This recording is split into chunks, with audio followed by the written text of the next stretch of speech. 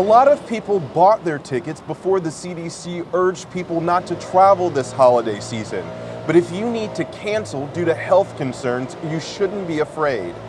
The National Consumers League says most airlines won't pay cash to refund a flight if you decide to heed national warnings, but they are waiving fees and offering vouchers. PDX is also making sure people are safe if they do travel through the airport.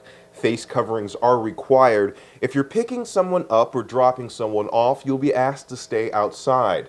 The airport is also doing frequent cleaning of high-touch areas like escalators and bathrooms. They expect a 65% decrease in traffic this Thanksgiving compared to last year. KGW's Joe Ranieri interviewed travelers earlier this month who are playing it safe and appreciate the precautions at PDX. Not as much traffic, obviously people aren't traveling as much.